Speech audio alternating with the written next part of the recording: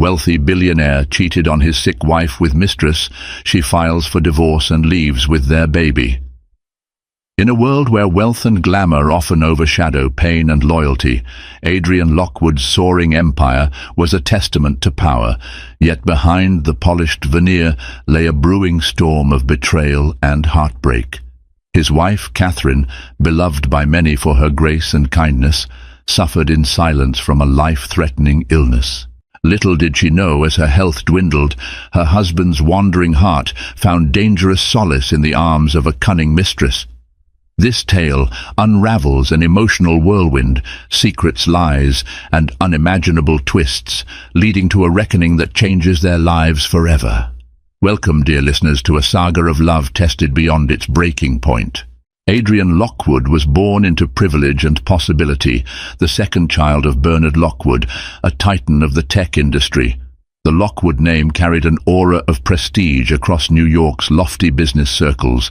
Tall, confident, and magnetically handsome, Adrian grew up believing that the world bent to his will. As a boy, he learned chess from grandmasters and ate caviar at diplomatic dinners, experiences that instilled in him a thirst for victory in every arena of life. By the time he turned 30, Adrian had built one of the most lucrative venture capital firms in the country, Lockwood Investments. It was an empire funded by old money, but propelled forward by Adrian's shrewd instincts and relentless pursuit of growth. The parties he hosted at his East Hampton estate dazzled the upper crust. Hollywood celebrities and Fortune 500 executives mingled under fairy lights and drank champagne from fluted glasses engraved with the Lockwood crest. To onlookers, Adrian seemed unstoppable, blessed by every good fortune life could offer.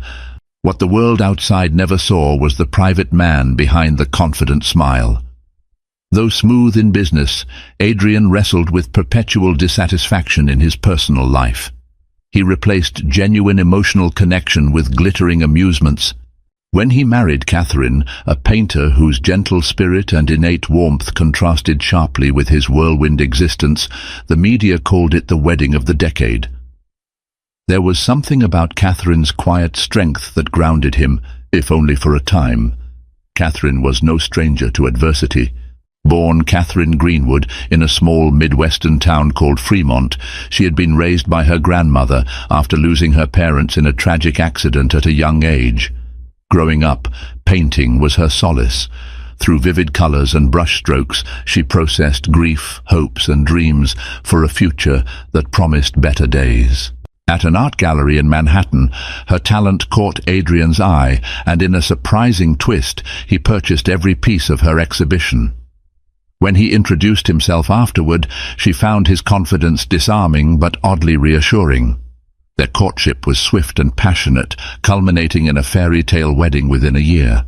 Still, beneath Catherine's serene exterior lurked a vulnerable secret. She'd been diagnosed with a rare heart condition that required constant monitoring. Adrian was fully aware of her illness and vowed to stand by her through sickness and health. In the early days of their marriage, he did exactly that. He accompanied her to medical appointments, arranged for world-renowned specialists to oversee her case, and even built a private in-home clinic so she'd never want for care. But success has a way of inflating egos. The more triumphs Adrian collected in boardrooms and stock markets, the less time he spent by Catherine's side. Board meetings expanded into after-hours networking, and after-hours networking gave way to late-night rendezvous with wealthy elites. Catherine spent quiet evenings painting in the sunroom, her heart condition making frequent appearances in the form of fatigue and terrifying arrhythmias. Adrian, increasingly absent, seemed unconsciously to drift from the vow he had once made so fervently.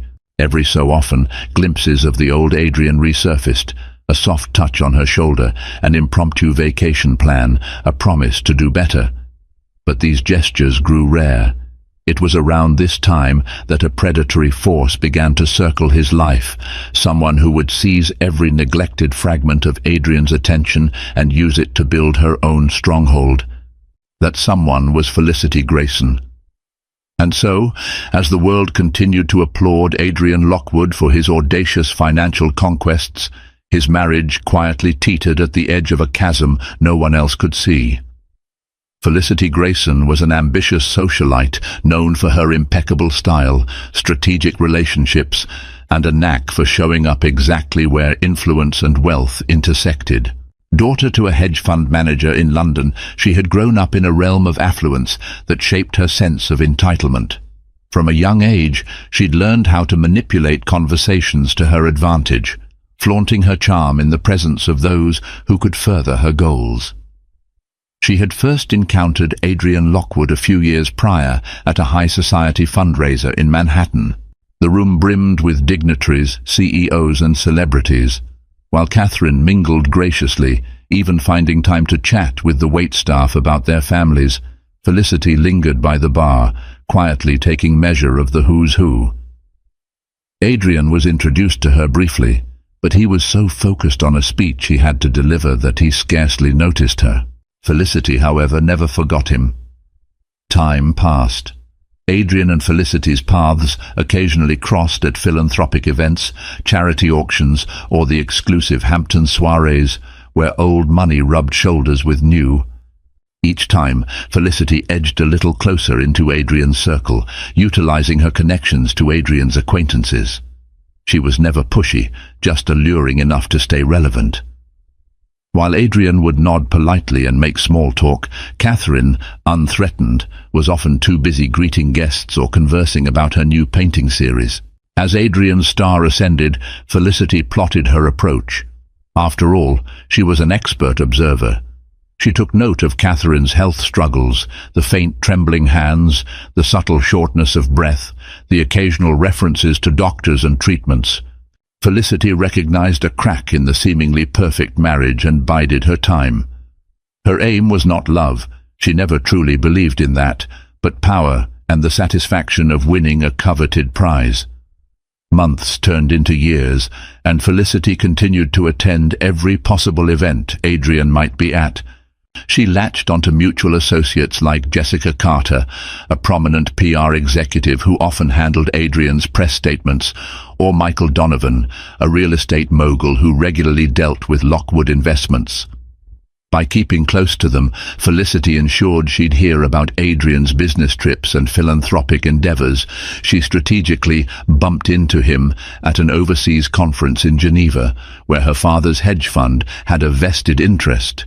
Their passing hellos turned into longer chats over coffee in the lobby, then dinners among larger groups. Felicity never overstepped. She simply made sure she was present, interesting, and, above all, available. Gradually, Adrian found himself warming to Felicity's laughter, her cunning wit. She was well-read, conversant about global markets, and boasted a subtle flirtation that made him feel as if the entire room disappeared whenever she spoke. It was a heady sensation for a man who was only half aware of how restless he'd become in his marriage. Catherine's health demands often sapped her energy. She wasn't always up for the late-night social scene or spontaneous getaways, even though she tried her best for Adrian's sake. Felicity, however, offered no such complications.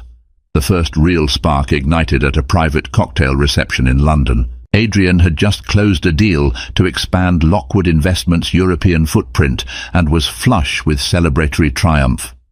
Felicity, in a midnight blue gown, found him alone on the balcony. The hush of night enveloped them, and the city lights flickered below. Under the guise of congratulating him, she placed a delicate hand on his arm. In the gentle pressure of her touch, he sensed an invitation, one that whispered, "I can give you the excitement you're missing." That was the moment their relationship shifted from polite acquaintances to a flirtation that held the potential to unleash chaos. By the end of that night, Adrian could not deny the electric charge he felt whenever Felicity looked at him, and Felicity, seasoned in seduction, recognized that her patient game was about to pay off. Oblivious to the tempest brewing outside her world, Catherine Lockwood faced a daily battle within her own body. Her rare heart condition required a strict medication regimen. She often woke in the morning gasping for breath, her pulse erratic, requiring a moment's calm to steady her. On the worst days, she collapsed from sheer exhaustion after painting for only an hour. Her medical team, led by Dr. Rosemary Clark, visited the Lockwood penthouse frequently to monitor Catherine's condition. The in-home clinic was state-of-the-art, sporting advanced cardiac monitors and specialized equipment. Despite every modern convenience, Catherine often felt lonely, confined to a fortress of wealth that offered everything but the genuine companionship she needed most: Adrian's presence. Catherine's grandmother, Margaret Greenwood, would call from Fremont every Sunday, offering words of hope. "My sweet Cathy," she would say, "your heart has survived far greater sorrows. I know you can push through." These conversations gave Catherine the strength to endure, yet her nights were marked by an ache for the simpler life she'd once known, away from paparazzi and endless charity engagements. She felt the walls of this grand penthouse closing in, not just physically, but emotionally. Within the first few years of marriage, Adrian had been a more attentive spouse. He would skip flights to stay with Catherine during tough hospital visits, cradle her when her body shook from new medications, and line the walls with her artwork to remind her of her passion. But as Lockwood Investments exploded into a global giant, his devotion shifted, overshadowed by deals that demanded his globe-trotting presence and relentless attention. Catherine's heart condition, once a shared concern, became an afterthought in Adrian's hectic itinerary. She tried to keep pace, accompanying him to charity galas and investor dinners whenever her health allowed. Yet she noticed the subtle changes: Adrian's impatience with her fatigue, the vacant look in his eyes when she spoke of her condition, the fact that he started leaving events early or arriving late, offering half-baked excuses. She dismissed these signs at first, blaming his stress. But every so often, a flicker of suspicion gripped her. Could he be spending time with someone else? In desperate moments, Catherine blamed herself. She believed her illness had stolen the vibrancy that had once attracted Adrian. She'd look in the mirror and see a pale face, dark circles under eyes that had once sparkled. She worried her health struggles burdened him, made him resentful of the time he had to sacrifice for her. Yet Catherine's gentleness refused to give way to accusation or anger. Instead, she tried to communicate with Adrian, inviting him to doctor's appointments, planning candle-lit dinners at home, and asking him to share his feelings about her condition. More often than not, he was either too busy or too tired to engage. The distance between them swelled like an unseen chasm. One afternoon, after Adrian had cancelled lunch with her for the third time in a week, Catherine retreated to her studio. She stared at a canvas for nearly an hour, paralyzed. Her emotions felt too overwhelming, too tangled for any brush to capture. Finally, tears fell. She dropped to the floor, clutching her chest as her heart raged. In that moment she knew something was deeply wrong, not just in her physical body but in the relationship she had tethered her life to. Though she did not yet know the cause, her intuition screamed that her marriage was in grave danger. She resolved to fight for it, to heal it if possible, believing that love could conquer adversity. But love, unreciprocated, is a lonely war. And Catherine was about to discover just how alone she truly was. It happened on an unseasonably warm autumn evening in New York. The city was abuzz with the opening of a new Broadway production, and socialites flocked to an exclusive after-party at the Astor, a historic hotel boasting marble pillars and gold-trimmed everything. Adrian, freshly returned from a triumphant meeting in Singapore, had promised Catherine he'd attend a specialist appointment that afternoon. But at the last minute he texted, "Something urgent at the Astor. Clients in town, I'll be back late. Sorry." Catherine's heart sank, but she mustered a reply of understanding. She was used to the cancellations. She only wished it didn't hurt quite so much each time. That night, Felicity Grayson also arrived at the Astor, dressed in a sleek black gown that caressed every curve. She'd done her research and knew the potential investors Adrian would be meeting. Slipping into the room quietly, she located Adrian engaged in a heated discussion about a possible European merger. Smiling, she greeted him politely, then joined the circle, gracefully fielding questions and offering polite laughter at the appropriate times. When the discussion concluded, Adrian moved away from the group, wine glass in hand. Felicity followed. "A penny for your thoughts?" she teased. Adrian exhaled, rubbing his temple. A swirl of frustration crossed his features, tension from the meeting, the guilt over abandoning Catherine again, the sense of mounting pressure he couldn't explain. And right there, in that crack of vulnerability, Felicity struck with practiced expertise. "Come with me," she said softly, her eyes shining with the promise of solace. Before Adrian could form a coherent protest, she guided him through a side hallway into a smaller lounge area deserted by the crowd. Soft jazz played in the background, and warm candlelight flickered off the polished wooden paneling. "You look like you could use a moment away from it all." Felicity poured him a fresh glass of champagne. Adrian accepted it, inhaling deeply. Beneath the veneer of confidence, he felt a gnawing emptiness that had been growing for months, possibly years. Felicity seemed to sense that void, and offered him a soothing presence, at least momentarily. He considered what he was doing. Catherine was likely at home, possibly working on her art or waiting up for him. Yet, here he was, feeling an adrenaline surge sparked by the presence of this intriguing woman. For a second, his conscience flared. He had pledged his life to Catherine, in sickness and in health. But the memory of her fragile figure battling constant medical issues clashed with the exhilarating reality of standing next to a vivacious, unencumbered woman who looked at him like he was her entire world. He didn't resist when Felicity inched closer. The conversation flowed freely, peppered with flirtation and confessions of how lonely and misunderstood they both felt. Adrian's tension loosened, replaced by a dangerous sense of comfort.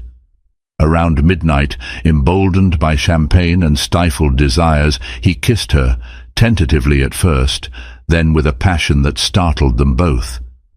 In that stolen moment, he tasted both ecstasy and betrayal. Felicity was no stranger to affairs. She knew how to contain them, keep them quiet, and maintain the facade of innocence. She whispered for him to come with her to a secluded corner of the hotel's opulent garden. Together they walked among rose bushes and ivy-laden trellises, hidden from prying eyes. Under the moonlight, they sealed a new, unspoken pact. Adrian returned home in the early hours, the taste of her perfume lingering on his skin. Catherine was fast asleep, an open medical journal by her bedside. As he slipped into bed, a pang of guilt struck him like a hammer blow. He looked at Catherine's serene face, her breathing shallow yet rhythmic, and felt a war rage in his mind. The vow he'd made versus the hunger for what he believed he was missing. That night, a line had been crossed. They both knew it, Adrian and Felicity. And though he told himself it was just a fleeting mistake, something told him that once Pandora's box was opened, it would not be so easily sealed again. The days that followed were marked by a new energy crackling through Adrian's life. His appetite for business soared, fueled by the clandestine charge he got from stolen messages and secret rendezvous with Felicity. They discovered hidden corners of the city, luxury penthouse bars, private clubs, and hush-hush restaurants, where they could indulge their affair away from gossip-hungry paparazzi. Felicity thrived on the thrill, confident in her control. Adrian, however, oscillated between euphoria and self-reproach. Meanwhile, Catherine sensed a subtle shift. Adrian began returning home later and leaving earlier.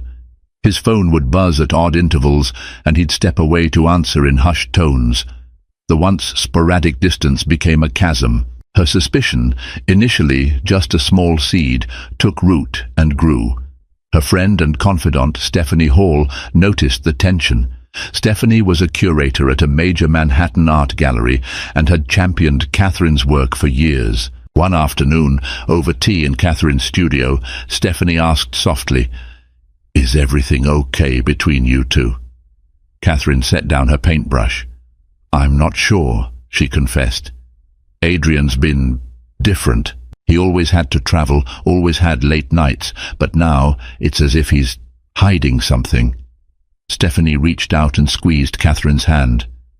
"You might want to talk to him directly. You deserve honesty, especially with what you're going through." That evening, Catherine waited up for Adrian in the living room. He came home close to midnight, a faint smile flickering across his face when he saw her. Her eyes, brimming with worry, met his. "Are you hungry?" she asked, forcing normalcy. "I made some soup earlier." Adrian shook his head, sinking into the sofa across from her. "I'm fine, just tired." She took a breath, measuring her words. "I know work has been stressful lately, but I've been feeling—" She hesitated, carefully choosing how much vulnerability to show. "I've been feeling really alone, Adrian." His gaze flickered, and for a split second, guilt flashed in his eyes. "I'm sorry," he managed. "I'll try to do better." She pressed on. "Is there someone else?" Silence roared between them. Adrian's jaw tightened. "What makes you say that?" Catherine's heart pounded, a wave of panic threatening to choke her. Yet she managed to respond calmly. "I notice the calls, the late hours, the distance. I can't keep ignoring the feeling that something's off." Adrian exhaled, running a hand through his hair. "Work is intense right now. We're finalizing the European expansion and it's complicated. I'm not seeing anyone else, Catherine. You have to trust me." Relief and doubt mingled in Catherine's expression. She wanted desperately to believe him. Nodding quietly, she reached for his hand. He squeezed it, but the gesture felt hollow, unconvincing. Catherine retreated to their bedroom, tears brimming once out of his sight. Adrian slumped on the couch, burying his face in his hands. That same night, Felicity sent him a text. "Miss you already?" "Thinking of you." The phone vibrated on the coffee table. Adrian stared at the message, shame warring with desire. He typed a quick response, then deleted it. Instead, he stuffed the phone into his pocket and trudged to bed, where Catherine was already asleep, her heart monitor softly beeping in the hush of the room. From that point on, Catherine's suspicion grew with each passing day. She began noticing small anomalies, a lingering scent on Adrian's coat that didn't belong to him, a restaurant receipt from a place she'd never heard of, a single pink lipstick smudge on one of his dress shirts. Each clue weighed on her heart, yet for all her wariness, Catherine tried to maintain hope. She prayed it was just a phase. She prayed her illness wasn't pushing him away. She prayed that if she gave him a chance, he would do the right thing. Unbeknownst to her, the right thing was slipping further from Adrian's grasp each time he found himself enveloped in Felicity's beguiling presence. The unraveling began during a gala at the Metropolitan Museum of Art, hosted by a prestigious philanthropic society to benefit children's hospitals. Catherine, feeling relatively stronger that week, accompanied Adrian. She wore a flowing ivory gown that complemented her gentle features, though she was paler than usual. Still, she carried herself with dignity, determined to show her support for the cause and for her husband. Felicity was there as well, draped in a daring emerald dress that turned heads the moment she stepped into the grand hall. She initially kept her distance, engaging with other high-profile guests. But as the evening progressed, Catherine noticed them exchanging glances from across the room, glances too loaded to be purely innocent. Her heart pounded. Maybe she had imagined it, she told herself. But then Catherine overheard part of a hushed conversation between Felicity and a mutual acquaintance in the powder room. She caught Felicity's name, followed by the words Adrian Lockwood and secret rendezvous. The acquaintance laughed behind a fan, while Felicity offered a sly smile. Though the conversation paused the moment Catherine entered, her suspicions erupted into a maelstrom.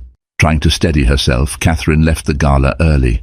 She retreated home, her breath ragged, her heart hammering so dangerously that she was forced to take her medication and lie down.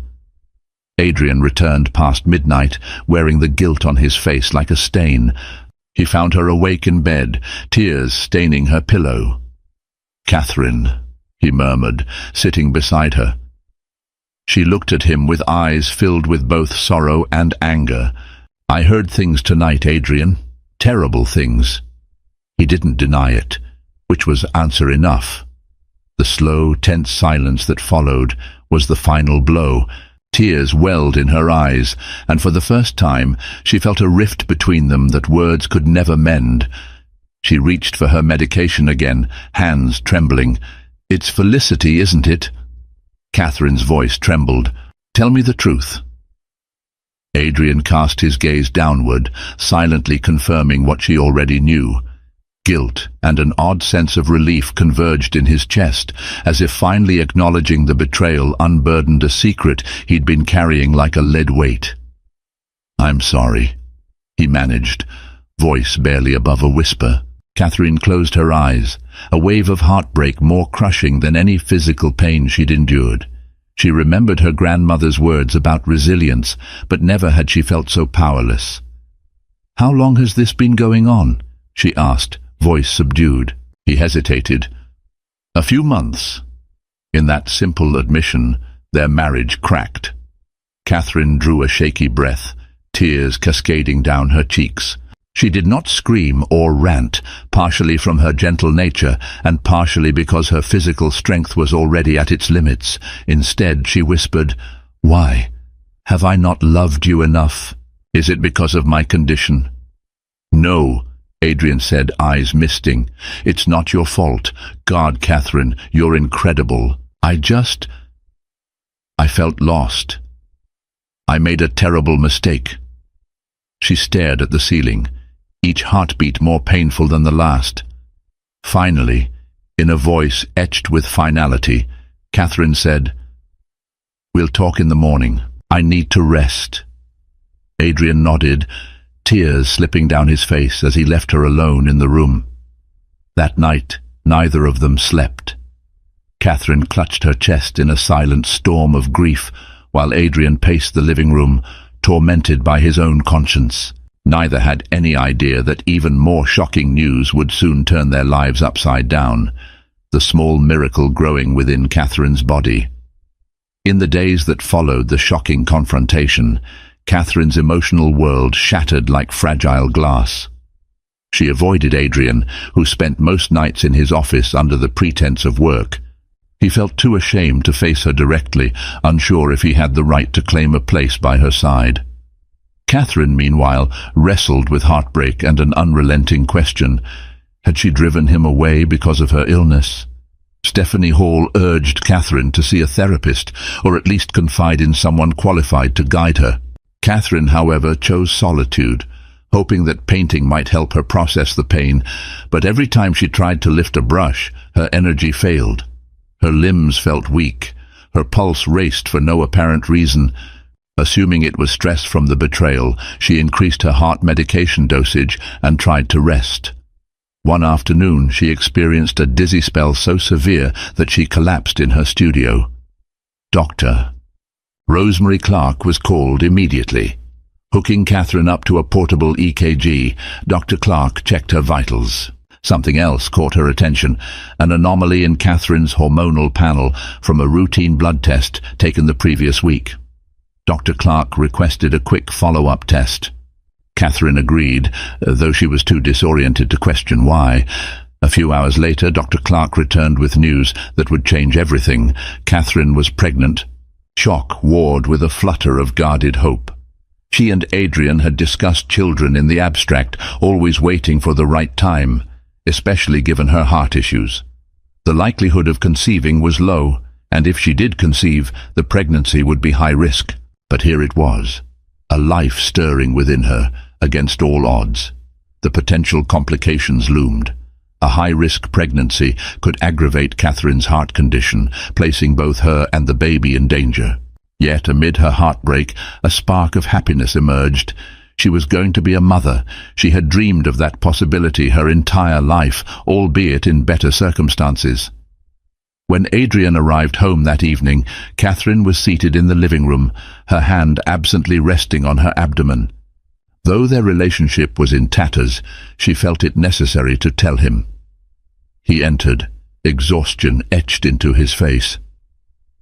"I have something to share," Catherine began, voice trembling. Adrian looked at her with wary eyes, bracing for more accusations or pleas. She took a breath. "I'm pregnant." He froze, the gravity of her words sinking in. Pregnant? He repeated, almost in disbelief. His eyes flickered from her face to her hands clasped around her stomach. A flurry of emotions crossed his expression: wonder, fear, guilt, and something akin to joy. Catherine expected him to be happy, or at least supportive, but she could see torment in his eyes. "Are you certain?" he whispered. She nodded, tears brimming. "Dr. Clark confirmed it. I'm about 6 weeks along. It's risky. For me.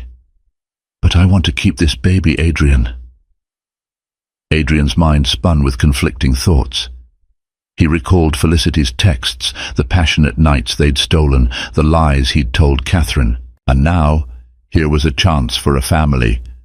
A wave of regret threatened to drown him. He kneeled beside her, gently taking her hands. "Catherine, I'm so sorry for everything. You have no idea how sorry I am." She stiffened. "I don't know if apologies can fix us, but I do know this baby deserves better." He nodded, tears in his eyes. He made a vow right there to end his affair, to focus on his wife and unborn child. He even typed out a breakup text to Felicity, telling her they were done. He promised Catherine that he would cut off all communication, that he would be by her side.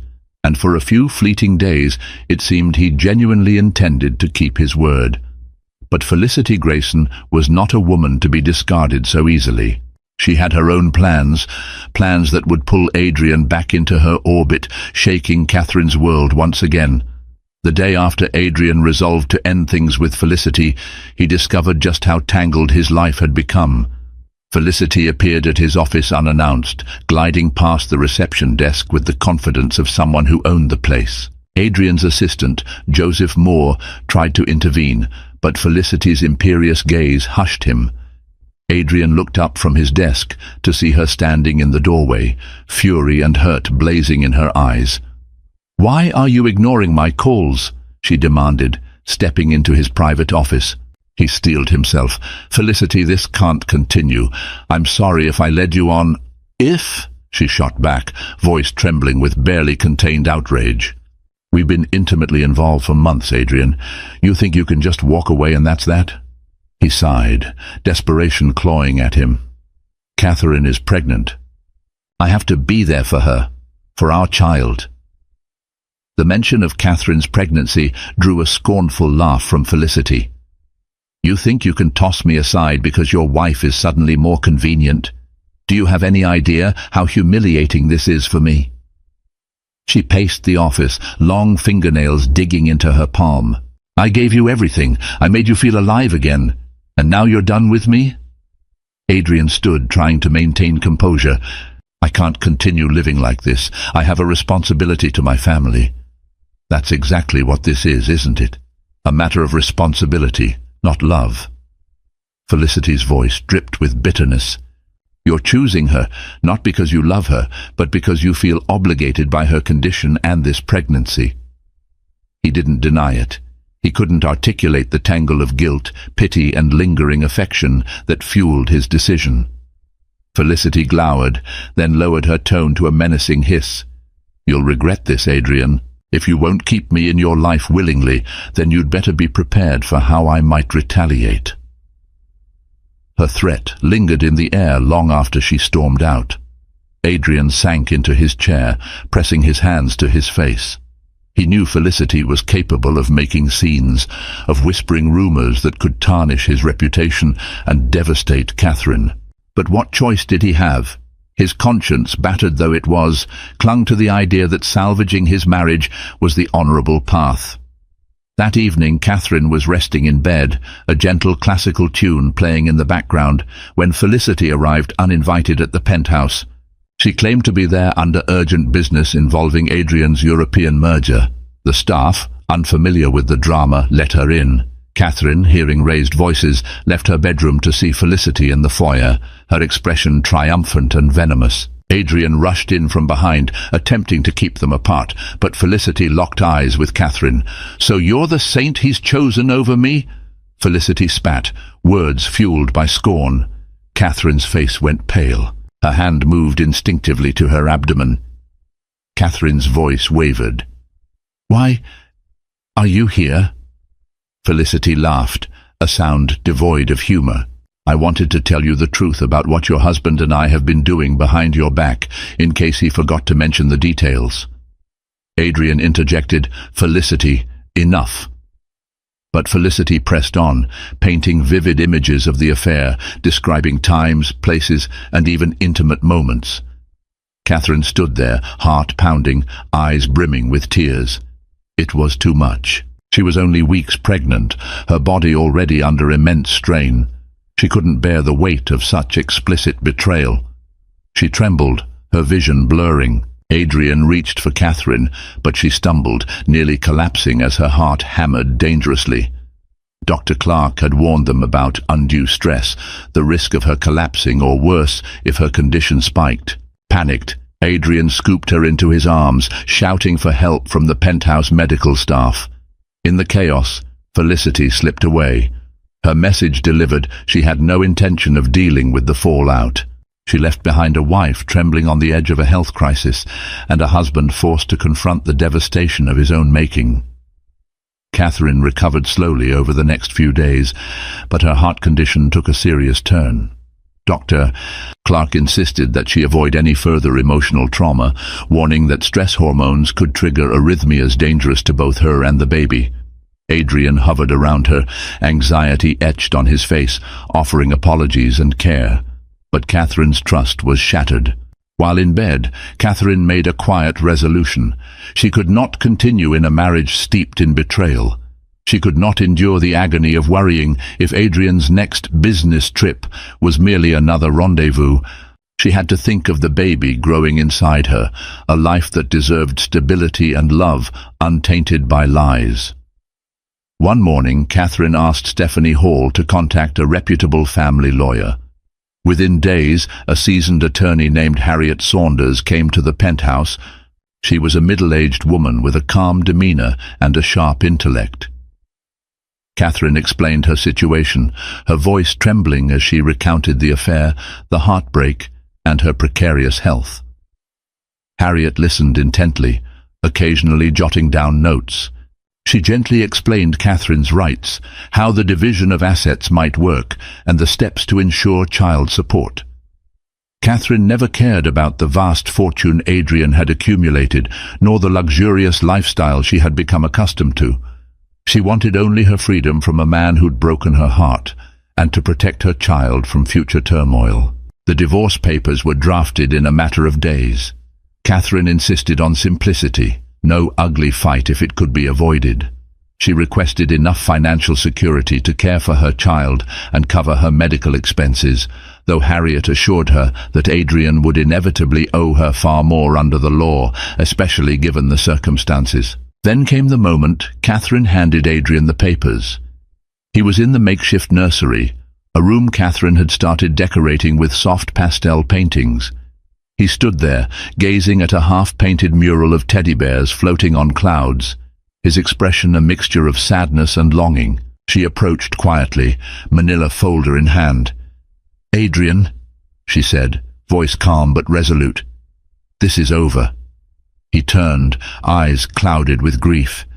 "Catherine, please don't do this. I'm ending things with Felicity. It's all over. I want to be here for you and the baby." Catherine's chin quivered. "It's too late.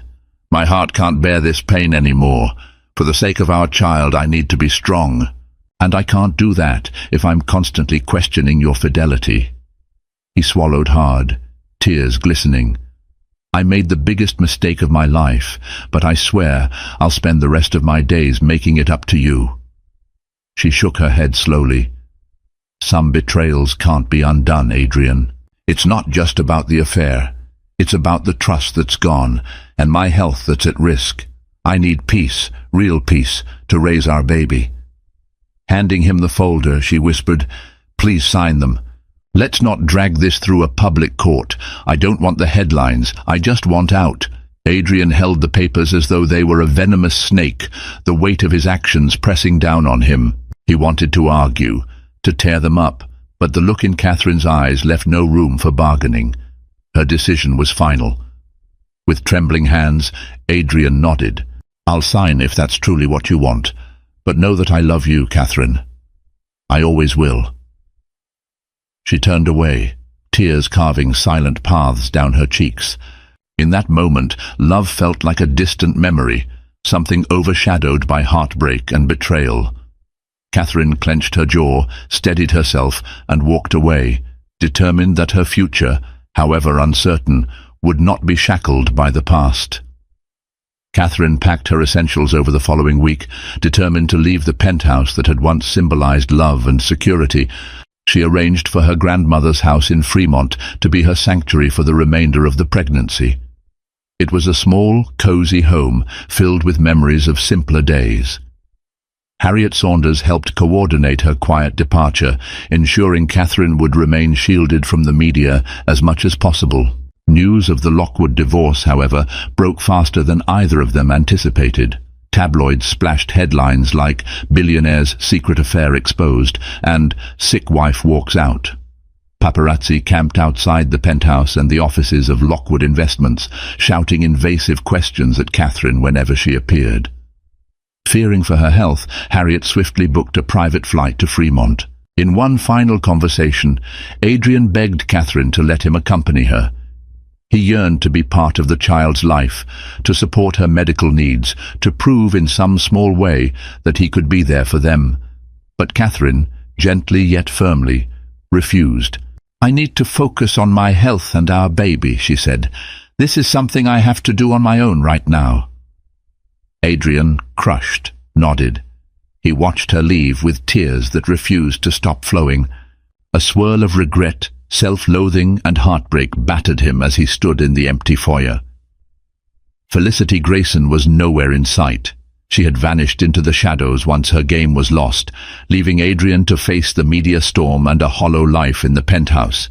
For the first time he recognized that all the money, all the success, meant little without the love he'd so carelessly betrayed. Once in Fremont, Catherine found solace in the familiar creak of old floorboards and the scent of homemade apple pie that her grandmother baked. Days passed quietly, each breath feeling a fraction lighter as she distanced herself from New York's chaos. She continued to see Dr. Clark via telehealth sessions and consulted a local obstetrician who specialized in high-risk pregnancies. The child growing within her became her guiding light, a reminder that love, while damaged in one place, could flourish anew in another. Little by little, Catherine regained her strength. She began painting again, soft, hopeful pieces of a mother cradling an infant in a flower-strewn meadow. While her heart condition remained a constant worry, the slower pace of life and the unconditional support of her grandmother seemed to stabilize her health. Stephanie Hall called often, updating her on the New York art scene, encouraging Catherine to plan a comeback gallery show once the baby was born. Catherine found herself smiling, imagining a future in which she and her child stood side by side, free from heartbreak. The divorce proceedings moved forward smoothly as Adrian chose not to contest anything. He granted Catherine the bulk of the settlement she requested, including child support that would be placed in a trust. He also arranged for top cardiologists to be on standby near Fremont, secretly footing the bill despite Catherine's protestations. He knew it was a small gesture compared to the damage he had caused, but it was all he could do now. Catherine never dissuaded Adrian from seeing the baby once born. She believed children deserved the love of both parents if possible, yet she made it clear their marriage was over. She wanted to live free from the web of lies and the emotional toll they extracted. Adrian, despite the ache in his chest, agreed to respect her boundaries. In the hush of Fremont nights, Catherine would rest her hand on her belly, feeling the baby's gentle kicks. A mixture of sadness and hope filled her. She had lost one life and gained another, all in the span of a tumultuous few months. For now, she resolved, that was enough.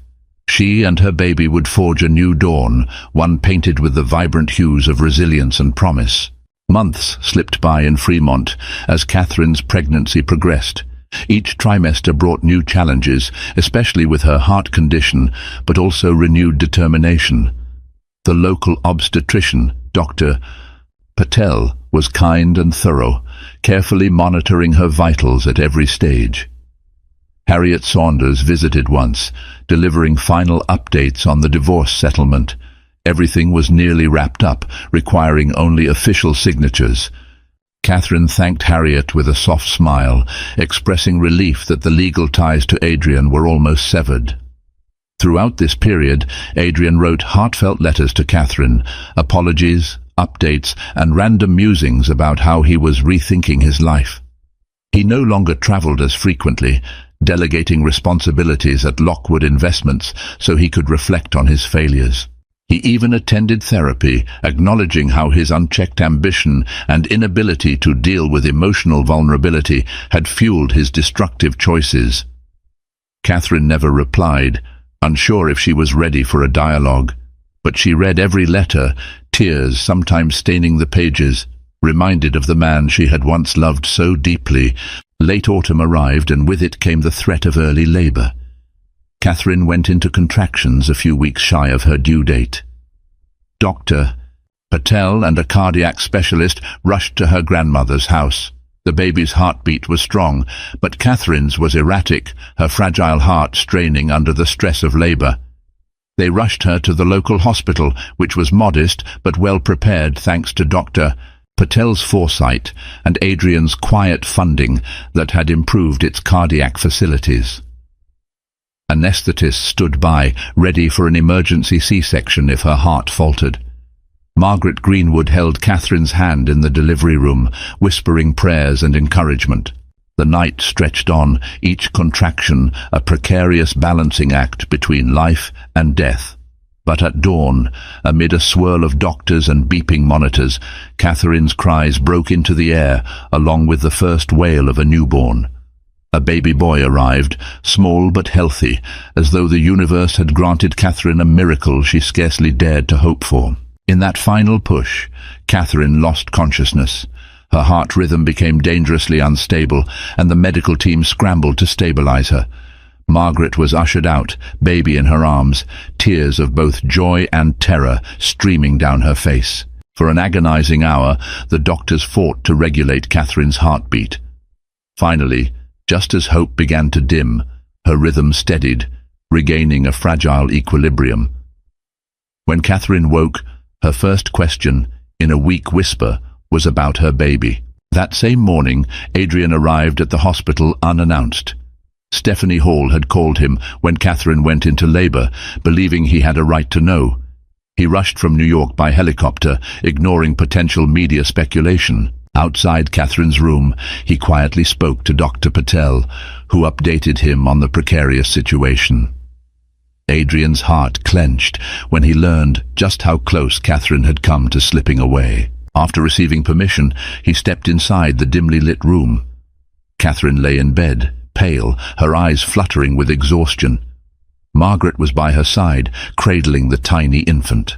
A nurse adjusted IV lines and monitors that beeped softly, while another stood by with medication.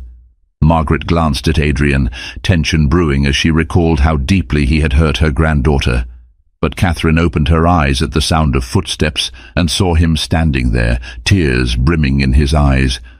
Her gaze flickered down to the baby in Margaret's arms, a silent nod granting permission for Adrian to approach. Adrian took measured steps toward the bed, each one feeling like a trespass. His voice trembled. "Catherine, are you okay?" She nodded weakly. "Dr. Patel said I'll need monitoring for a while, but I'll recover." Her eyes shifted to the sleeping infant. "Meet your son."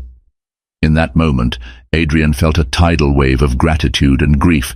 He realized how close he'd come to losing both of them, how his own recklessness had nearly cost them everything. He carefully reached for the baby, eyes filling with tears as he cradled the tiny bundle. "He's beautiful." For the first time in months, Catherine allowed herself to soften toward Adrian, if only a little. "He needs a name," she said quietly. Adrian stared at his son, a swirl of emotions rendering him speechless. Before he could suggest one, Margaret piped in, "Catherine wanted to name him Ethan, after her grandfather, who was the gentlest soul I ever knew." Adrian nodded, tears escaping his eyes. "Ethan Lockwood," he whispered, pressing a tender kiss to the baby's brow. Though Catherine was physically and emotionally spent, she felt a profound sense of relief at hearing the name. A wave of tenderness washed over her as she watched Adrian hold their newborn son. There were still walls between them, tall ones built by betrayal, but in that fleeting instant they shared a bond unbreakable by any divorce decree. They were Ethan's parents. Later, after Margaret took the baby to the nursery, Catherine and Adrian sat in silence. She was propped up by pillows, an IV line in her arm, her face etched with exhaustion. Adrian, perched on a chair, looked at her with pleading eyes. "Catherine, I know I have no right to ask for your forgiveness, and I won't ask you to change your mind about the divorce. But please, allow me to be part of Ethan's life. Let me support you both, however I can." Catherine's gaze drifted to the window, where the morning sun cast a gentle glow. "I would never deny Ethan his father," she whispered. "But I need time, Adrian. My heart needs time, if it ever chooses to heal." She paused, turning back to him. "I don't want to talk about us right now. All my energy must go into getting stronger and caring for Ethan." Adrian nodded, relief and sorrow dancing in his expression. "I understand. Thank you for letting me be here." She closed her eyes, tears slipping down her cheeks. A fragile truce had settled between them, one built on shared responsibility and the unconditional love they already felt for their son. Outside, the hospital corridors bustled with the everyday hum of life. Inside that quiet room, two broken hearts found a moment of peace in the presence of new life. Thank you for joining me on this intense journey of heartbreak, resilience, and hope. Catherine's fight for self-worth and her fierce commitment to her child show that no matter how dark the storm, we can find the strength to start anew. Betrayal may have torn her world apart, but love, pure and unselfish, lit a path toward healing. Adrian's choices led him down a road of regret, reminding us that some lessons come at a price too high to ignore. Now, a new dawn emerges for both, each step forward shaped by courage and hard-earned wisdom. If this story moved you, please take a moment to like, share and subscribe to this channel. Your support means the world to us, and by sharing, you help others discover these heartfelt stories. Stay tuned for more emotional tales that explore the depth of love, loss, and redemption. Thank you for watching.